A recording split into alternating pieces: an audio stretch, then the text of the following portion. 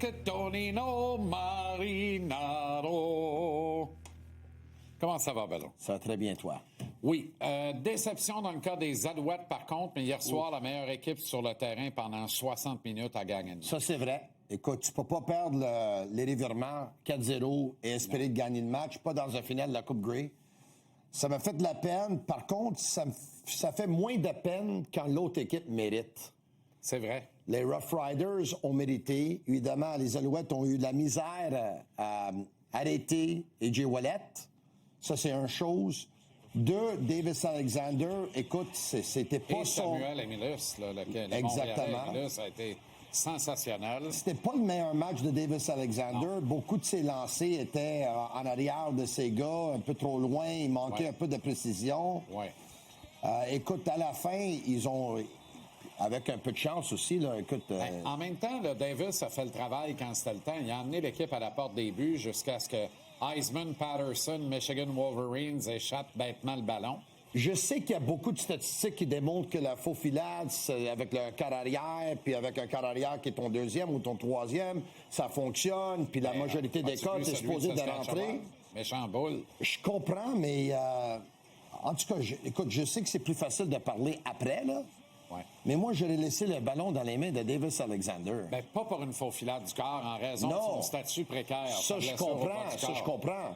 Mais c'est avec un autre choix de jeu, aucun doute, c'est Alexander. Je préfère le donner à porteur de ballon que de donner en carrière. Mais en même temps, Patterson a fait la job toute l'année. Là, il a fallu qu'il l'échappe au pire moment de la saison. Malheureusement pour lui, oui.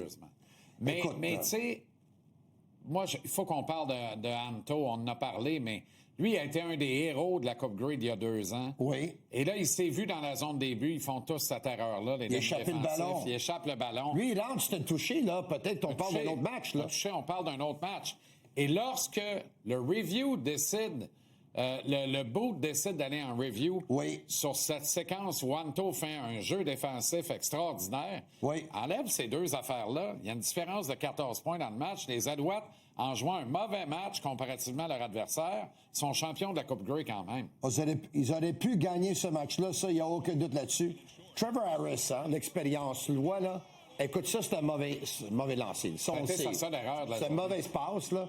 Mais à part ça, le gars, tu t'as vu son expérience hier, là. C'est formidable. T'sais, il a donné une chance à son équipe de gagner le match. Il a pas perdu le match parce que on a vu la différence dans l'expérience d'Alexander et de Trevor Harris, on va dire ça, là.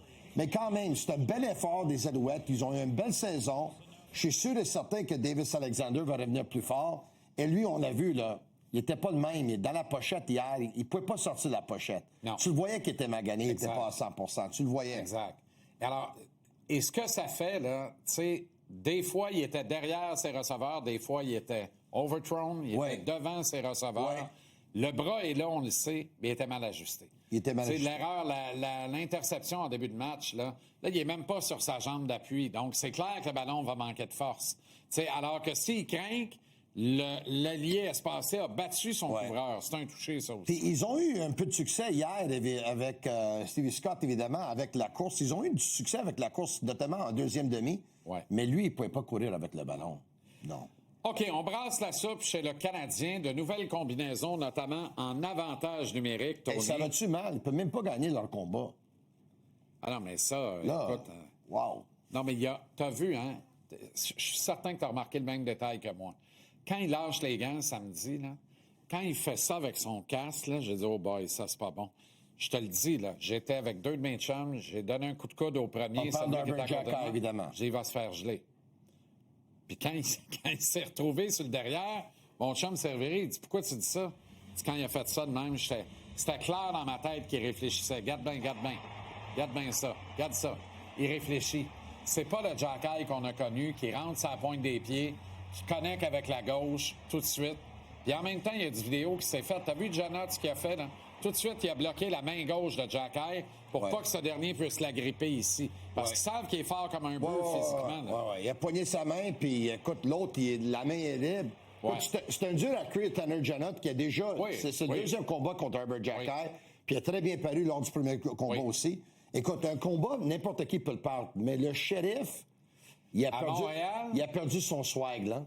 Sheriff n'a gagné aucun combat cette année à date. Ça a été difficile contre Carrick. Oui. Il ne pouvait même pas battre Lebushkin qu'il a mis dans un... Je ne sais pas qu'est-ce qu'il a mis, là. Contre le joueur de Nicolas Deslauriers, il a perdu. Nicolas Deslauriers. Là, samedi soir, il a perdu aussi. Là, ce soir, il a battu Olivier. Écoute, j'espère, là... Moi, là... Il est en manque de confiance, Jerky. J'espère qu'il ne s'en prend pas à Olivier ce soir. C'est ça, exactement. Moi, à sa place, je saute un tour, je refais mes devoirs un peu, je prends des leçons, mais avec un autre prof que le précédent, parce que visiblement, je ne suis plus le même depuis que j'ai pris des leçons avec ce gars-là. Fait que là, je me trouve un vrai bon prof, puis je rentre dans mes combats de la bonne manière. Tu comprends? Et en manque de confiance, assure-toi que tes prochains 2-3 combats, c'est contre un adversaire que tu sais que tu vas battre. Exact. Pour faire remonter ta confiance. Et rentre comme tu rentrais. Rentre modèle Cashin.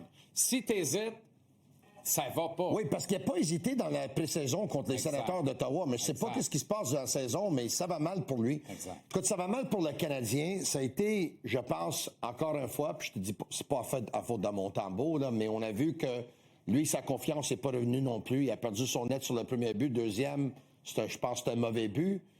Son équipe est lamentable en avantage numérique, 0-7. À un moment donné, avec une avance avec 2 hommes en plus pendant 3 minutes et quelques, pas de bon ne pouvait même pas tirer au but. Écoute, c'est complètement un manque de confiance. Là, qu'est-ce qu'il faut se demander, Jean-Charles, puis c'est bien important. Il faut se poser la question.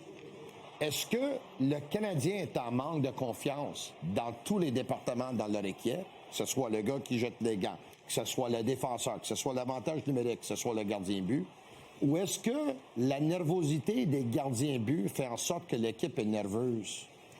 Moi, c'est trop... moi, je refuse d'attribuer autant de tort aux gardiens de but.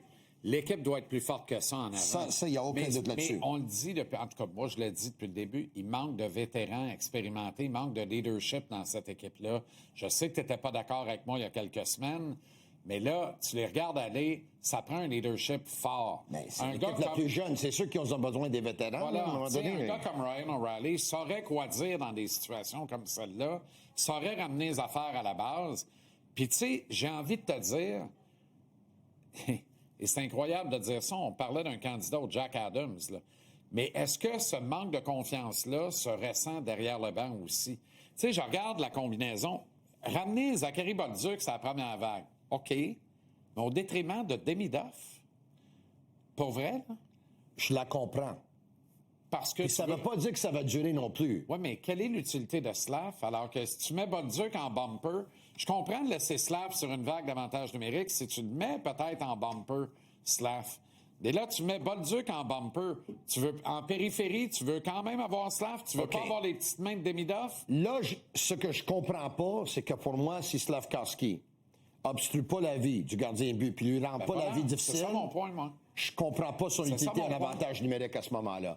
Par contre, mettre Bolduc là puis enlever Demidov a 2 lancers au but en avantage numérique toute la saison. Je sais bien. Bolduc, il y en a 9. Bolduc va tirer beaucoup plus. On sait qu'il y a un bon tir. Écoute, avant... Oui, mais ils n'ont pas le même poste sur l'échiquier. Oui, mais dans le schéma, ils ne jouent pas à la même position sur l'avantage. Oui, mais le seul tireur que tu avais, Caulfield est en arrière de la ligne des buts. Il y a quelque chose qui ne marche pas, là. Bonne nouvelle non plus. C'est d'habitude, tes avantages numériques, là, tes tireurs, t'en as un sur un des 2 ailes pour le tir frappé. Oui. T'as un autre dans le fameux poste du bomber dans l'enclave. Ben, c'est parce qu'il va falloir finir par dire aussi que malgré tout son bon vouloir et tout l'entraînement qu'il a consacré cet été à son tir, Lane Hudson n'est pas une menace pour un tir au filet. Ça rend l'avantage numérique du Canadien un peu plus prévisible. Son rendement en avantage numérique me déçoit, parce que moi, je peux te dire, il y en a plusieurs qui disent qu'il n'y a pas un bon lancer frappé. Écoute, on en convient. Il n'y a pas un tir comme Matheson, il n'y a pas un tir comme Dobson, il n'y a pas un tir comme... On sait, mais il tire quand même à 93-94 000 à l'heure, là. Il devrait tirer. C'est rendu au point qu'on donne beaucoup d'espace à Hudson pour manœuvrer. Ben oui. On bloque les gars. C'est ça. À qui vont recevoir la passe. Le tir, en fait. On lui donne le tir, puis il l'utilise pas, c'est décevant. Lui, il a pris beaucoup du blâme l'autre soirée, là. Il devrait pas prendre beaucoup de blâme. Par contre, il doit faire un meilleur job en avantage. On gagne en équipe, on perd en équipe. Là. Il n'est pas plus responsable qu'un autre, mais les gardiens non plus. Écoute, ce soir, il faut arrêter l'hémorragie, là. L'avantage numérique est 0-17, hein? Ça n'a pas de bon sens. 16 mais ça va être correct. C'est Jacob Dorberch. 16 depuis combien de temps? Mais non, mais en tout cas, 0-17, c'est 0, mais... Arnaud Gascon-Nadon. s'en vient au retour de la pause. Restez là.